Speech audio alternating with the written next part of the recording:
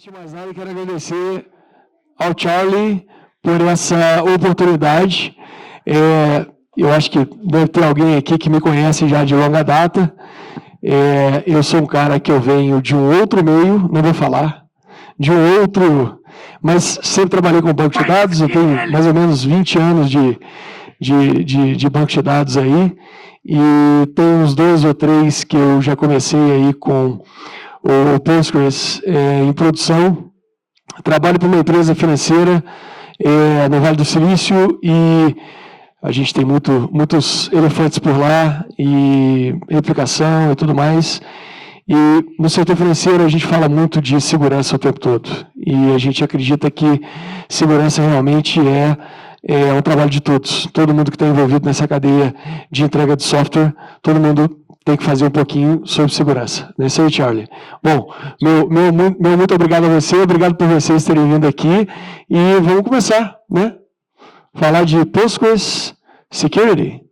Vamos lá, né? Não tem jeito. Beleza, tem um pouquinho da gente aí, um pouquinho do Bianchi, um pouquinho do Charlie. Charlie é um militante aí da comunidade Postgres há pouco mais de 100 anos, e mais velho até do que o próprio Ingress, né? E, enfim. Vamos lá. Um pouquinho da nossa agenda hoje, vou falar dos conceitos básicos de segurança de banco de dados. Acho que se você tem um ambiente, seja ele de uma startup ou de uma empresa muito grande, tem alguns cuidados que você precisa tomar para não ter os seus dados raptados, surrupiados, ou mesmo alguma coisa possa acontecer e possa expor os seus dados. Na verdade, quando a gente fala de segurança em banco de dados, você quer diminuir o que a gente chama de attack surface, que é justamente aquela exposição dos dados de forma indevida. Tá? Vou falar um pouquinho do básico, passo a bola para o Charlie para ele falar de autenticação, SSL, TLS, vou falar um pouquinho de ABAC, volto para o Charlie e depois pretendo finalizar com uma demo onde a gente integra o Postgres com o HashiCorp. Tá? Se quebrar demo, foi ele que quis colocar demo. Eu não coloco mais demo em apresentação minha, eu aprendi a lição. Tá vendo, né? Bom, eu queria, antes da gente evoluir aqui, eu queria chamar todos os DBAs, administradores de sistemas e pessoas de TI em geral para pensar o que realmente você vê. Eu tenho outras apresentações que mostram exatamente, sobre segurança, que mostram exatamente esse iceberg. O iceberg, você vê o tip dele, né? Você vê a ponta que está para o lado de fora da água, mas você não vê a profundidade do iceberg, né? E por baixo da água, onde você não vê, é lá que estão os endpoints, é lá que estão aquele clear text password, é lá que está toda aquela falta de paciência para definir uma role, para atribuir uma role com inherit ou sem inherit para aquele usuário. Então, assim, tudo isso está debaixo d'água. E é justamente esse cara que você tem que prestar atenção na maioria das vezes. Tá? Vamos lá, então. Algumas coisas que vocês já sabem. Tá? O Postgres tem o PDG, que eles consideram segurança como algo que vai estar em qualquer... A gente até discutia isso um pouco antes da apresentação, né? Que até para você submeter os patches lá, para os caras analisarem, existe toda uma segurança, existe todo um protocolo a ser seguido para você conseguir submeter alguma coisa. Então, segurança é um pensamento de todos nesse quesito também. Em conjunto com a Red Hat, o Postgres tem o CVE Numbering Authority, que é justamente onde se publica os CVEs de tempos em tempos para você ter acesso aos novos releases, e aí a recomendação é que você rode sempre a última versão. Isso causa um pouco de estresse, né? A última versão e o último release, para que você tenha todos os patches de segurança de forma garantida. Fala também, ele mantém fala para manter os seus clusters atualizados, para você também ficar antenado, toda hora pinta uma vulnerabilidade nova e que você deve tratar. Há pouco tempo atrás eu vi uma vulnerabilidade que, mesmo você atualizando o PG, você tinha que tratar umas functions e umas story procedures dentro do banco, né, para poder corrigir o problema. Né? Quer falar alguma coisa sobre isso? Eu não vi. Falando. Então, era mais, eu não sei precisar qual que era o CVI, mas o CVI era a mão na massa. Não, mas brincadeiras à parte, essa questão da segurança, de fato, depende muito de nós também. Às vezes, a gente quer relegar a segurança só para ou o banco de dados, só para o ambiente operacional, mas isso depende muito do usuário. Quando nós temos uma CVI, quando vocês veem esse termo, falam, não, cara, é porque deu muito ruim, algo deu muito errado, então a gente tem um número específico para esse problema, que é um problema de segurança. Problema de segurança que pode liberar acesso a alguém, literalmente invadir o teu banco de dados e confiscar os dados, ou o que é mais comum hoje, os caras não confiscam mais os dados, eles criptografam os seus dados. Então eles pedem uma recompensa. In place. E deixa um recadinho, né? Ransomware.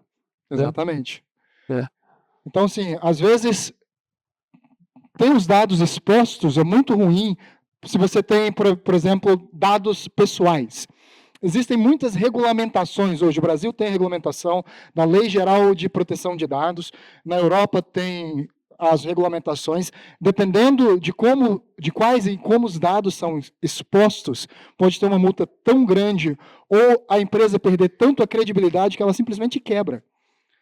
Não é incomum, é comum algumas empresas elas literalmente quebrarem por ter dados expostos. Então, é um problema muito sério. Beleza, Charlie. Então, quem conhece o paper do Google de Zero Trust? Alguém já leu Zero Trust Security? É um paper muito interessante. Vale a pena dar uma lida, é um paper um pouco grande, mas Zero Trust é isso mesmo que você entendeu. Você não pode confiar em nada e ninguém, e você coloca os mecanismos e os controles no lugar certo para controlar todos os acessos e para você ter exatamente noção o que está acontecendo, de onde vêm os acessos, quem são esses acessos. E aí a gente entra com o Vault no final da apresentação justamente por isso. Passou o tempo em que banco de dados ficava lá à mercê até do próprio DBA. Ficava lá à mercê do DBA, tem a senha SA, root ou Postgres, ou whatever, tem a senha que faz tudo no banco. Isso já não existe mais. Isso tem que ser tratado com time to live. Então, todo mundo na sua empresa vai ter acesso à geração de um token, e esse token vai te dar 1 hora de conexão. Tá? Após essa 1 hora de conexão, o Vault faz o revoke automático dessas credenciais. Tá? Bom, algumas outras coisas.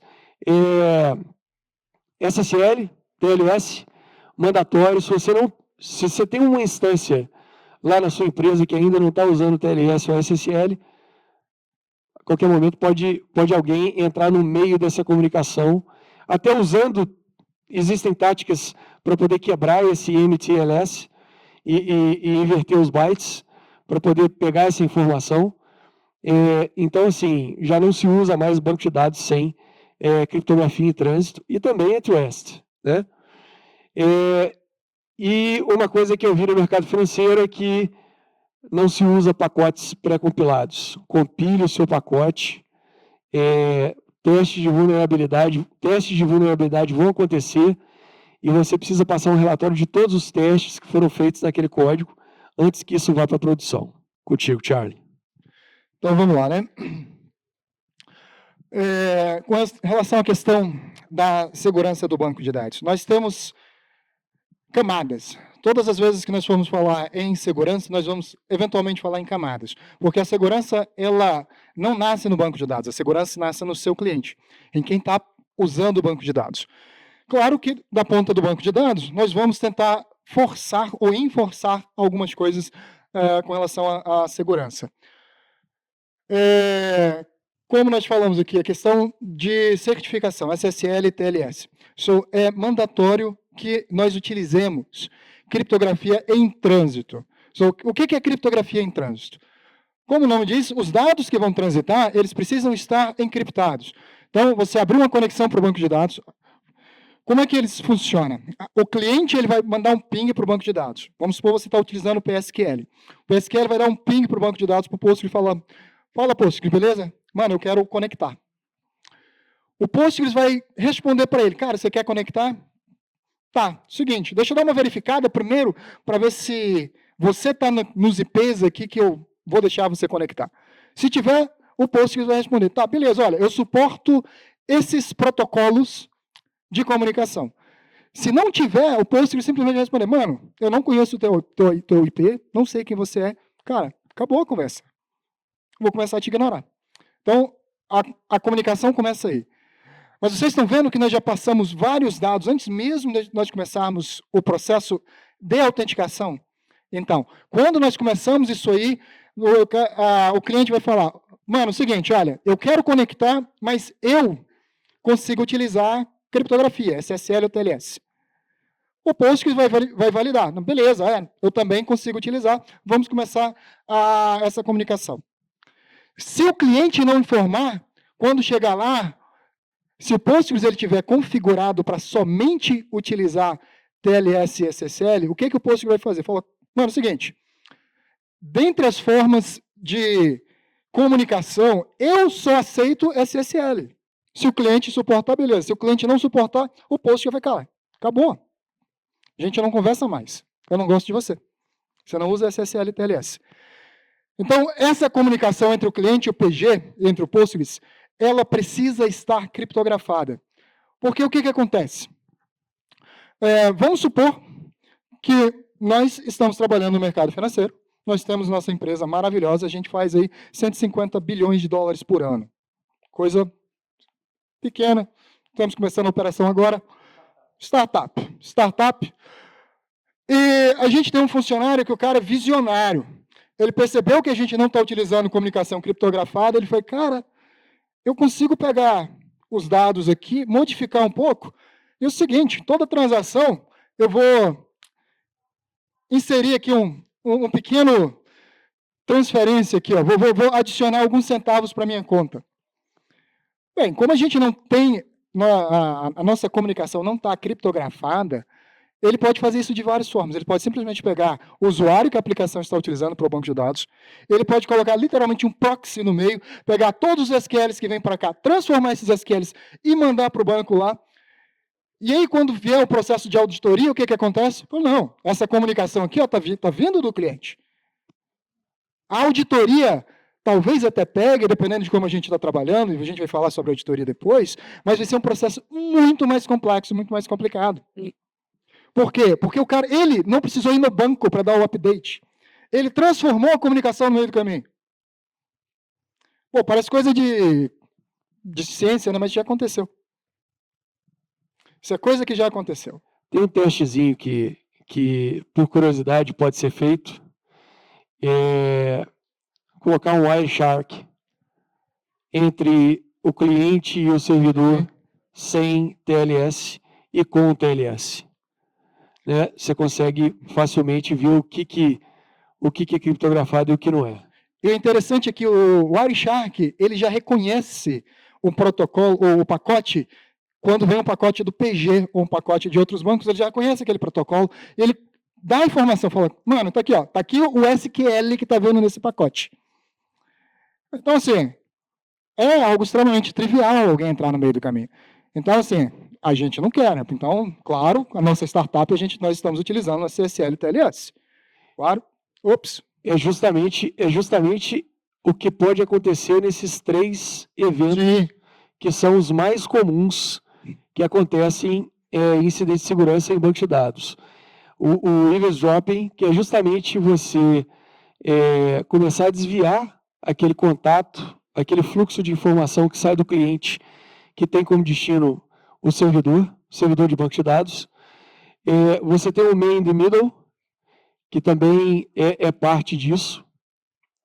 Eu falei um pouco mais cedo que até usando o TLS, dependendo do TLS que você estiver utilizando, se você estiver utilizando só o síncrono de um lado e do outro, eu posso facilmente entrar, entender aquela codificação de bytes que você está trafegando ali na rede e alterar essa mensagem. É por isso que o TLS surgiu para quê? O TLS justamente vem para saber que eu tenho um usuário que vem de um determinado host para fazer a transmissão dessa informação através de chaves assíncronas que estão de um lado e do outro, e a comunicação é feita por meio de chaves síncronas. Tá? É justamente essa a pegada do TLS. Impersonation é justamente isso. A pessoa finge ser um servidor e está lá recebendo os seus dados. Todas as suas queries, transações, tudo está sendo executado, ele está só ouvindo aquilo e guardando os dados. E nós podemos ser combinação dos dois. Nós podemos ser, por exemplo, o cara no meio do caminho, fazendo o papel de impersonation. Ele não apenas recebe, mas para ficar de forma invisível, ele responde e também manda informação para o banco de dados.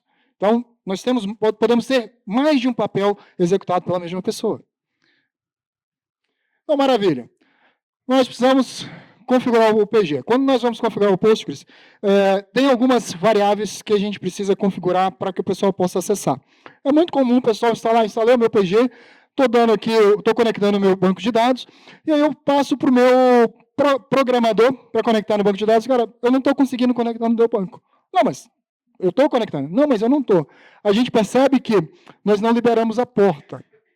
Ah, não, beleza. Então, eu vou na internet, dou um Google, o Google fala, substitui o localhost por um asterisco. O asterisco vai estar dizendo, seguinte, não interessa qual interface que você tem. Se sua máquina, o que é uma interface? Quantas portas, interfaces de rede a tua máquina tem? Quantos IPs? Vamos falar assim, se o seu servidor tiver 5 IPs, ele vai ouvir ou vai aceitar conexões vindas de todos aqueles IPs. Qual que é o problema? É muito comum, em redes maiores, nós temos segmentação de redes. Se vocês tiverem um administrador de sistemas, um administrador de redes, ele vai segmentar a sua rede e o seu banco de dados vai estar numa rede isolada. Então, você simplesmente precisa liberar para aquele IP que vai vir. Mas se você não tiver essa segmentação, você pode ter uma rede, um IP, vindo lá pessoal da aplicação, programador, e o que mais acontece muitas vezes, você está lá no AWS e você liberou acesso para o seu banco de dados para toda a internet. E ele está escutando para toda a internet. Aí você libera isso aqui, ó, toda a internet pode tentar acessar o seu banco de dados. Então, não coloque isso aqui, faça segmentação. Qual que é a máscara de rede que você está utilizando? Ah, não, estou na rede 192.10.0.0, o quê? Vai do último zero aí, você pode ir de 0 a 255. Ah, não, de 0 a 128. Ah, não, só as aplicações, só os servidores de aplicação vão conectar na minha máquina. Beleza, libera só aquele range. Ah, mas eu preciso mais de um IP. Não tem problema. Aqui, ó, tem um exemplo, se não está aqui, está na próxima. A gente pode... Ah, não, está aqui, ó. Vocês estão vendo, né? Então, como vocês abstraiam que aqui a gente tem uma lista de IP separada por vírgula. Então, isso aqui é uma configuração importante. Outra coisa é com relação a... Beleza, a gente liberou aqui, mas o programador lá vai falar, cara, mas eu não consigo acessar ainda. Tá, mas eu liberei aqui para todas as interfaces, eu coloquei o asterisco. Não façam, mas suponhamos que vocês fizeram. Mas eu não consigo. Ah, por quê? Lembra que eu falei da questão da segmentação de rede? Então, nós também temos que falar para o banco, ok, você vai ouvir em todas as interfaces, mas mesmo ouvindo em todas as interfaces, não quero que você aceite conexões vindas de todos os IPs. Aí a gente vai lá no tal do PG, HBA e fala, olha, eu quero que você aceite conexão apenas do Charlie, eu posso falar qual usuário que vai acessar, ou seja, o usuário Charlie. O usuário Charlie apenas vai acessar o banco de dados teste, porque ele está fazendo teste aqui, ou o banco de dados produção, vindo do IP tal. E para fazer isso, o Charlie ele precisa tentar se autenticar utilizando o MD5, SHA-256, plain text, whatever. pois é. A gente especifica, fala, olha, ele tem que utilizar isso aqui. E a gente ainda pode forçar. Esse cara, ele precisa utilizar SSL. Nós podemos falar para lá, ele vai ter que utilizar SSL. Ainda podemos falar, não, além de utilizar SSL, esse SSL ele tem que vir de uma autoridade certificadora confiável. Esse é outro ponto. Muitas vezes nós colocamos SSL e o que acontece? Vamos lá no Google, vamos descobrir como utilizar SSL. Qual que é o primeiro problema? Ter o certificado. Eu não posso utilizar SSL sem ter o certificado. O que a gente faz? Estamos usando o Linux, maravilha, OpenSSL, nós criamos a nossa própria entidade certificadora. Não é um problema, desde que você saiba o que você esteja fazendo. Se você sabe o que você está fazendo, você pode criar sua entidade certificadora e falar para o banco, olha, todos os certificados têm que vir autenticados por essa entidade certificadora. Mas o primeiro tutorial do Google ele ensina? Claro que não, né? E a maioria dos tutoriais que talvez você vai encontrar na internet, ele vai te dar uma maneira de você colocar o certificado servidor. Exatamente. E a parte cliente? Raramente você vê a turma utilizando a parte cliente. Porque você coloca a parte servidora do TLS, aí você se conecta no banco, aí você vê lá o cipher aparecer lá, né? No cabeçalho do PSQL. Bacana, funcionou. Deu bom, não funcionou. Tá, autenticação do cliente. Como eu estava falando da questão do PGHBA aqui, isso aqui é onde essa mágica toda acontece. Então, tem várias opções que a gente vai colocar lá. Como eu falei, a questão do tipo, qual que é o que se aplica. Você perguntou do host SSL, nós temos vários tipos. Nós podemos ser uma conexão local. Uma conexão local é interessante nós termos isso aqui, porque o que acontece? Você força, quando você fala que essa conexão é local, apenas clientes naquela máquina vão conectar no banco. Então, isso quer dizer que eles não vão utilizar TCP/IP para comunicação. Eles vão utilizar comunicação via socket, que na verdade, o que é um socket? Um socket é um endereço de memória. O PG vai criar um arquivo virtual que vai colocar um endereço de memória onde os processos eles vão comunicar entre eles utilizando aquele endereço de memória. Então, assim, nesse caso, eu não vou dizer que é impossível, mas é muito difícil ter um homem no meio do caminho aqui, porque não tem comunicação TCP. Só que a sua aplicação ela precisa estar na mesma máquina. Então, assim, resolve, mas não resolve os problemas. Aí tem os outros tipos. Tudo que é começado com host aqui, quer dizer que nós vamos utilizar TCP/IP. Nós estamos utilizando comunicação TCP/IP, e aí o cliente vai poder conectar a partir de outra máquina, que é o que geralmente acontece. O host, ele não vai exigir SSL, nós temos o host SSL, e o host não SSL. Tem um pessoal que gosta de viver perigosamente. Então, se vier com SSL, ele não aceita. Nossa. Mano, eu não quero SSL, entendeu? Eu não gosto desse bagulho. Eu não falo essa língua, isso aí é chinês para mim. Então, lá, movendo. Então, o que é importante a gente saber? A gente precisa configurar esse camarada aqui para utilizar conexão criptografada e limitar de onde as nossas conexões vêm. Isso aqui é extremamente importante. Agora, a gente tem um exemplo que dá para ver. Por exemplo, aqui nós estamos utilizando host SSL, a gente está utilizando SSL. Vocês estão vendo esse all aqui? Significa que a conexão pode ir para qualquer database. Não interessa qual database que o usuário vai tentar se conectar. Se for o usuário Postgres vindo dessa interface, vocês estão vendo aqui esse IP terminado em 32? Terminado em 32, quer dizer que só aquele IP, tem que ser esse IP específico. Ele vai ter que utilizar esse método de autenticação. Se o cara tentar utilizar um método de autenticação diferente, vai ser imediatamente negado, ele vai nem tentar validar. E nós vamos estar utilizando aqui, ó, verificação de certificado.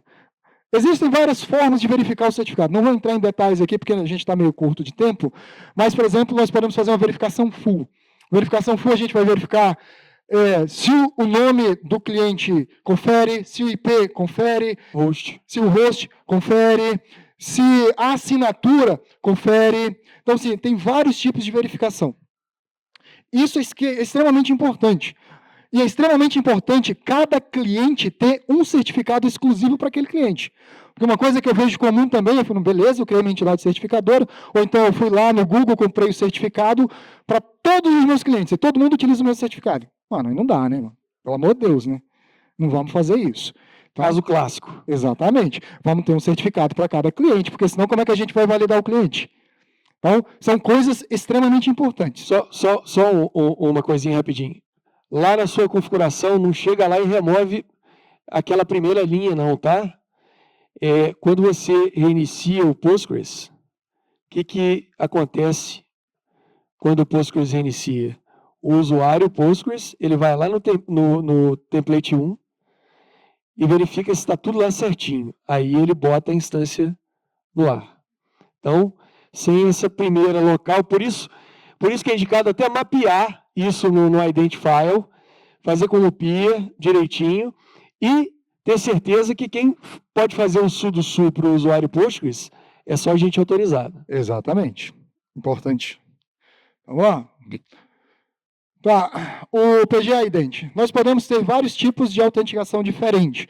Por exemplo, a gente pode ter autenticação utilizando o LDAP, o Kerberos e vários outros. E a gente pode aplicar algumas configurações que são específicas para ele nesse indivíduo. Então, como são coisas específicas, eu não vou muito, mas uma coisa extremamente importante aqui, ó, atenção às possibilidades de abertura de backdoor. Então, novamente a questão do LDAP lá. Pô, seria mais seguro?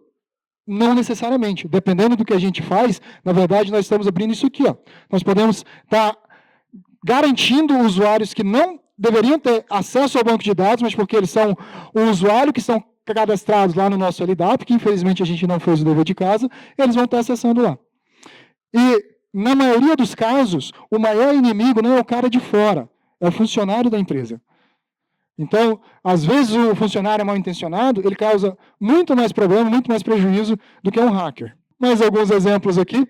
Nós temos várias views onde a gente pode ver aqui, ó, e dar uma olhada. PGHBA File Rules é uma view extremamente interessante. A gente pode ver quem que está lá, quais os arquivos que estão configurando. Nós temos também algumas views que nos dão acesso aos usuários.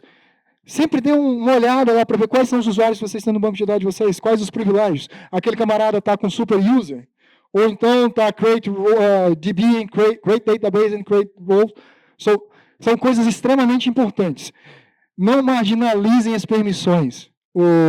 Só que vai falar. Só chamando a atenção, volta um slide para mim. Só chamando a atenção que ali na coluna username, quando você vê um nomezinho com um sinalzinho de mais ao lado, aqui a gente já começa a definir o nosso Role Based Access Control.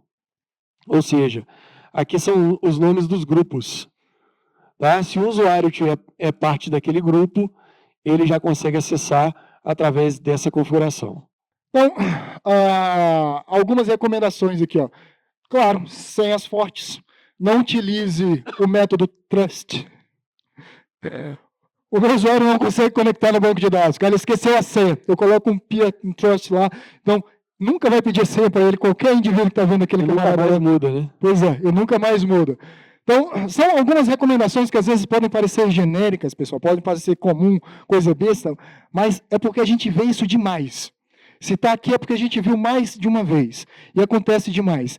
Então, não cometam os erros que os outros cometeram.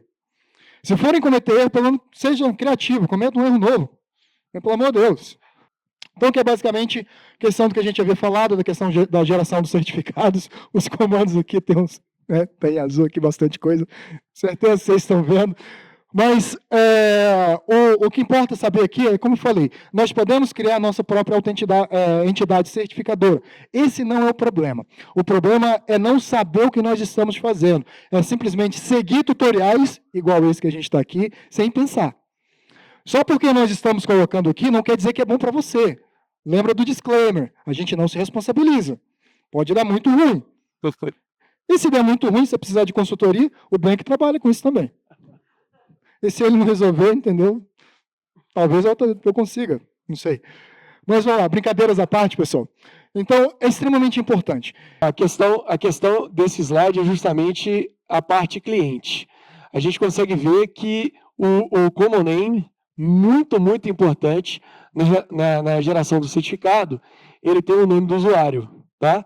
Em casos de maior complexidade nessa verificação, eu teria outros nomes também, eu teria outros tipos de checagem. Aqui, para tornar o exemplo mais simples, eu coloquei só o nome do usuário, que é o usuário que a gente vai conectar no banco já já. Inclusive, a gente pode utilizar a aplicação, informações sobre a aplicação para validar aqui. Então, assim, nós podemos utilizar informações para deixar bem específico quem é o cliente. E quanto mais informação do cliente, quanto mais forma de validar aquele cliente, melhor para a gente. Então, novamente, a questão das configurações aqui, isso aqui são no PostgreSQL.conf, a gente está dizendo aqui, ok, tá vendo? A gente vai utilizar SSL, esse aqui são a chave que a gente vai utilizar para o servidor, isso aqui é a informação do servidor que nós vamos utilizar. Isso aqui são de criptografia, a gente pode colocar os níveis mínimos de criptografia aceitáveis. Lembrem que criptografia, ela também tem deprecation. Existem métodos de criptografia que morrem com o tempo. E a gente tem que se atentar a isso e não permitir que a gente utilize, por exemplo, um tipo de criptografia lá do SSL 0.1, que morreu há 50 anos atrás. Então, isso é extremamente importante a gente fazer. E, claro, testar a conexão. Provavelmente vai falhar nas 5, 6 primeiras tentativas de vocês. Não se desesperem, é normal. Trabalhar com SSL é muito chato. Entendeu? Até a gente entender legalzinho como o negócio vai, cara, vai dar muito erro. E é por isso que a maioria das pessoas cai na tentação daquele tutorial lá, primeiro facinho, entendeu? De utilizar um certificado para tudo. Não caiam nessa tentação. Importante, o que a gente vai logar, a informação que a gente vai mandar também. A gente pode logar várias coisas no PG. Então, assim, para ter uma auditoria eficiente depois, a gente consegue logar essas informações. Quanto mais informação, melhor. E até quando está dando erro. Pô, estou tentando aqui, ó, utilizar SSL, cara, está dando mal, está dando ruim. Olha o log. O log é teu amigo. Entendeu? Ele está lá para te ajudar. A maioria das vezes vai ter informação lá. O log, quando você está testando o SSL, o certificado, ele te dá o que está errado com o certificado claramente. E diferente de outros bancos de dados com os quais eu já trabalhei, o PG ele fala assim, olha, o CN do seu certificado cliente não bate com o do servidor, ou a chain está mal assinada, coisa do tipo, ele fala exatamente o que acontece. A maioria das vezes é eu besta, às vezes você digitou uma palavra errada ou não negócio, então é extremamente importante ver lá. E é isso aí. Validação de password. A gente colocou essa coisa da validação do password aqui como uma parte bem interessante para garantir o Zero Trust para o banco de dados, porque imagina que você tem aquelas aplicações legadas ou mesmo aquelas aplicações lá na sua empresa que estão criando usuários no banco para acessar o banco. Não usuários da aplicação, tá? Mas usuários do banco para acessar o banco. E aí você vem com aquele password que a gente quase nunca usa, né? 123 password, 123456, meu nome 123, essas coisas assim. É muito interessante que você tenha extensões que possa pegar isso quando isso baixa no servidor. É interessante você colocar essa extensão justamente para quando esse password não desejado bater lá no servidor, isso volte e fale o seguinte, olha, você configurou dessa forma, como você não pode ver aqui, né? Coloquei o password 123, ele falou que está muito pequeno, coloquei 1, 2, 3, 4, 5, 6, 7, 8, ele me pediu letras e caracteres especiais, e aí eu tenho todas as demais variáveis para estas extensões que eu tenho disponível aí no PG. O password check está lá no site do Postgres, é parte da documentação. O password check extra via PGNX. Você compila com o PGNX e depois você joga essa extensão lá. E tem uma outra que é um pouco mais completa, que é o Cred Check. Esse cara é fácil de instalar, GitHub, taranã, compila, joga lá, e aí você tem mais de 30 opções para poder configurar os seus passwords. Como que vai ser? Eu preciso de uma string de pelo menos 50 caracteres, eu preciso ocorrência de pelo menos 10 caracteres especiais, 10 números e aí vai. Tá? Se o seu usuário não colocar algo que esteja em compliance com essas configurações, o Postgres vai injeitar. Aqui de amarelo está o Max of Failure. Eu acho fantástico isso aqui, porque isso aqui, depois de 5 falhas, você dá um tempo na conexão do cara. Você fala assim, não, você não vai poder tentar mais não. Descansa aí 1 minuto. É um DBA ruim pra caramba, você tá vendo, né? Eu não queria ser o programador dele, não. Não, cara, eu quero... O meu trabalho é manter o banco de pé, cara. O banco é teu, tá bom? Beleza. Então, essa é a validação de passwords. E aí a gente entra na questão do Role-Based Access Control. Isso aqui é justamente para te dar aquela agilidade como DBA, para falar assim, olha, eu tenho o departamento de Data Quality, eu tenho o departamento de desenvolvedores, eu tenho o departamento de, sei lá, de DBAs. Tá? Os DBAs vão ter Super User, os desenvolvedores vão ter Select, Insert, Update, Delete, e o Data Quality vai ter só Select em algumas tabelas que eles precisam para poder validar os dados. Tu viu que o DBA vai ter Super User, né? Os caras se acham, mano. E aí, nas roles do Postgres, como você deve saber e não pode ver aqui, a gente tem essas propriedades para poder definir as roles. O que é feito de boas práticas é justamente você ter roles ou grupos. Né? Você pode create group, no login, blá, blá, o seu grupo, você dá as permissões para esse grupo e depois você sai encaixando os usuários.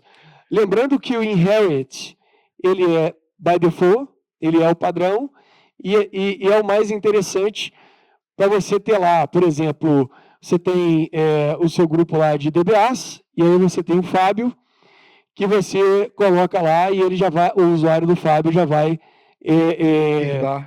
herdar todos os privilégios que foram concedidos para o role. Brincadeiras à parte, uma coisa boa prática, sempre cria o usuário com o mínimo possível de privilégios. O que é o mínimo possível? Conectar. Só isso. O cara conectou, e aí você vai... A turma não tem que ter vergonha de entrevistar o porquê que você precisa de um usuário no banco. Exatamente. Para quê? O que você pretende fazer? Eu preciso ler aquela tabela. Quais colunas daquela tabela você precisa ler? Vai lá, estuda. Quais são as colunas que eu tenho nessa tabela? Às vezes tem lá salário, às vezes tem muita informação confidencial lá. Exatamente. E o cara... E você não está mascarando essa informação ainda. Isso. Né? Então, tem algumas coisas interessantes. Aqui eu crio justamente um banco de dados, vou lá e tiro tiro o connect do public. Isso é uma coisa que tem que ser feita também. A sua public nos seus bancos de dados. Tira tudo do public. E não deixa criar objetos no public esquema também, não. Cada usuário vai ter o seu esquema e você vai ter um esquema principal para a aplicação que vai converger os acessos dos usuários. Tá? Porque aí, por exemplo, o Charlie é um cara gente boa, muito gente boa. Mas eu não sei o que ele bebe no fim de semana e ele tem a senha do Postgres. E aí, o que eu faço? Eu dou para ele um esquema para ele brincar à vontade. Ele não vai poder brincar no esquema principal da empresa. Tá? Aí depois vocês dão uma olhada, aqui tem uma simulação criando grupo, criando os usuários, uma anotação para ficar tudo certinho.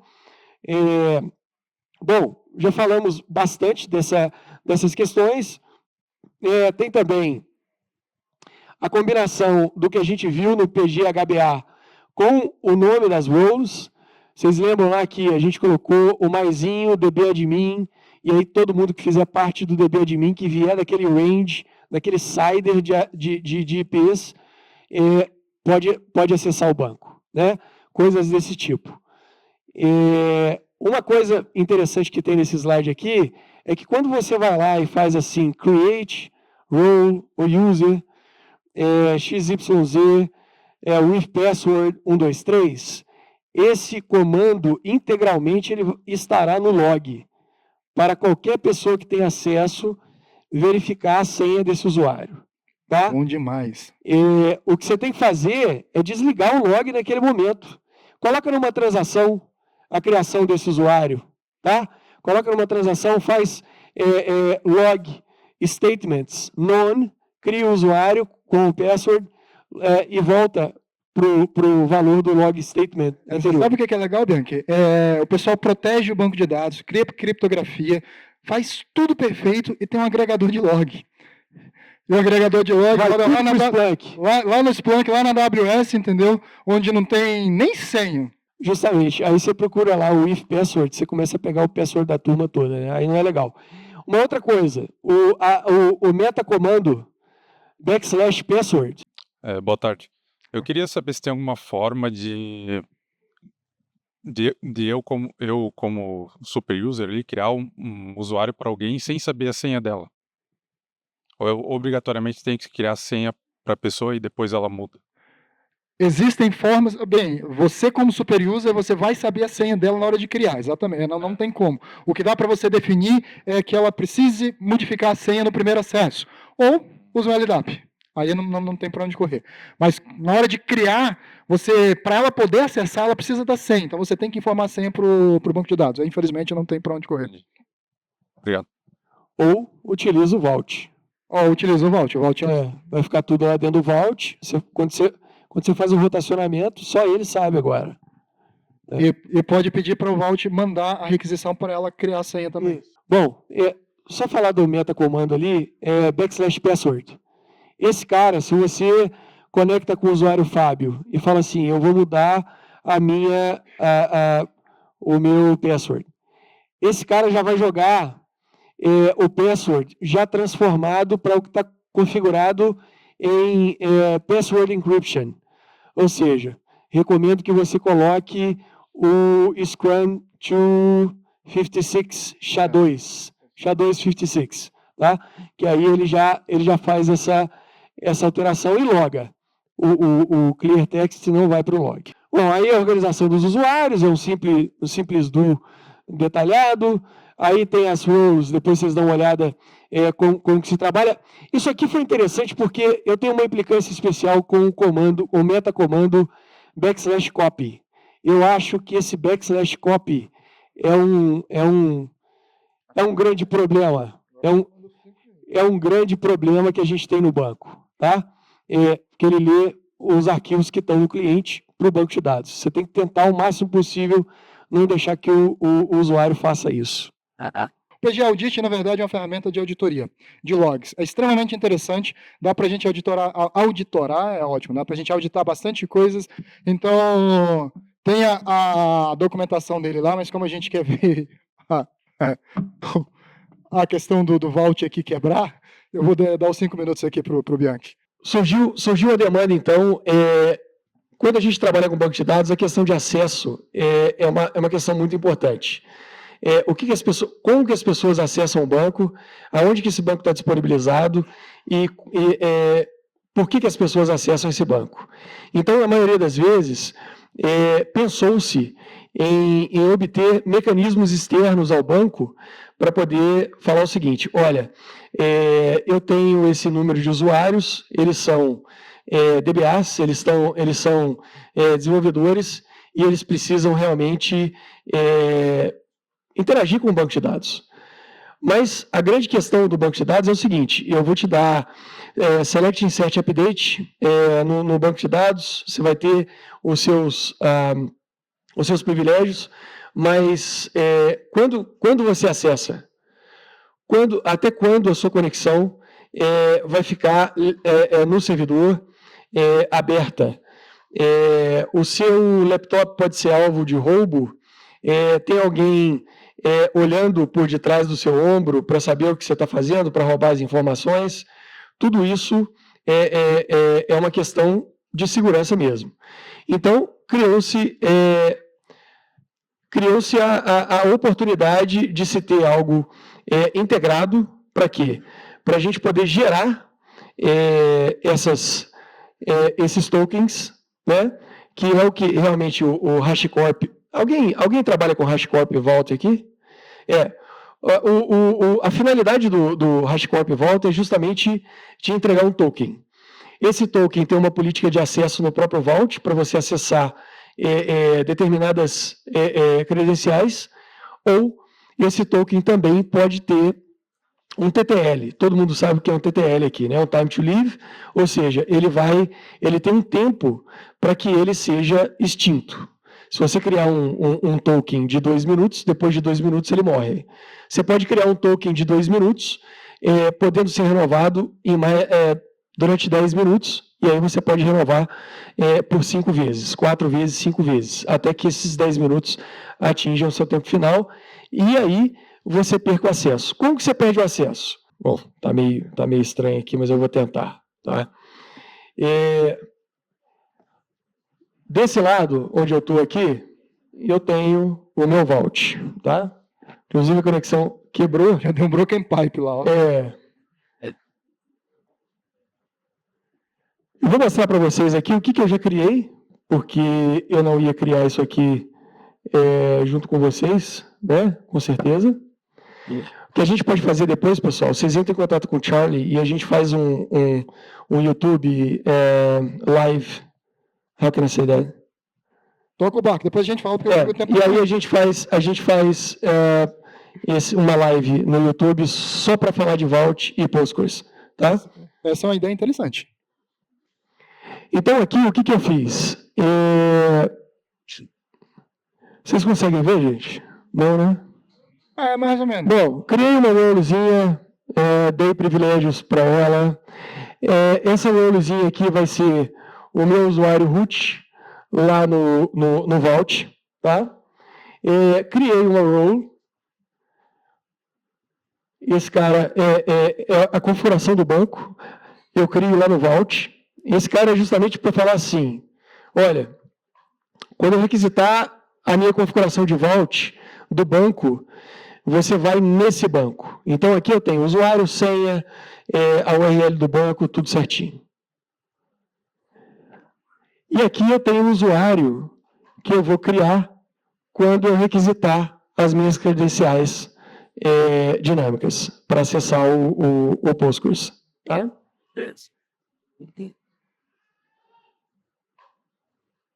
Bom, então, vamos lá. Vamos requisitar as nossas credenciais. Porque eu não consegui fazer o mirroring do... agora sim. Tá. Deixa eu pegar aqui. No Vault, eu vou justamente rodar esse comando aqui. Deixa eu puxar esse cara para cá. Beleza. Então, ele me deu as credenciais dinâmicas. E aí, por exemplo, eu posso pegar essas credenciais agora e conectar no meu banco. Vamos tentar? Bom.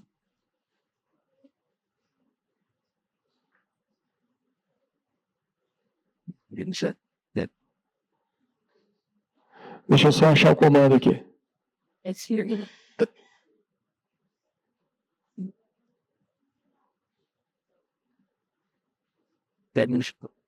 Tá, vamos lá.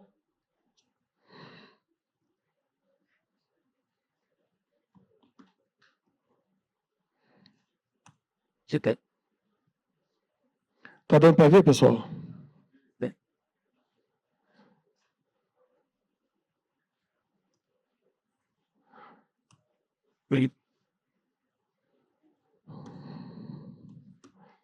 Vou rodar esse cara aqui. Deixa eu pegar aqui a credencial, né, que a gente acabou de gerar. Bom, a credencial é essa aqui.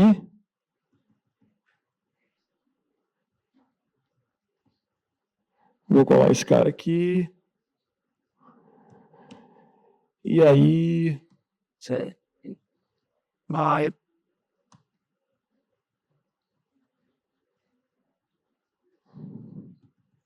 Vou pegar o password. Eu sinto que não vai funcionar. Realmente não funcionou. Mas esse cara, isso é porque... Deixa eu pegar o IP aqui. Quer ver? Vai conectar agora, ó. Aê! Era isso que estava faltando, Charlie.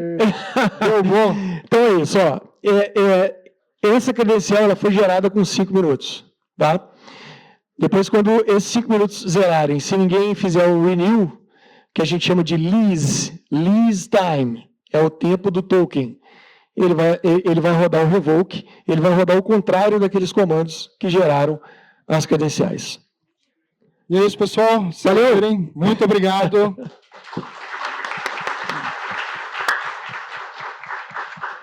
Obrigado.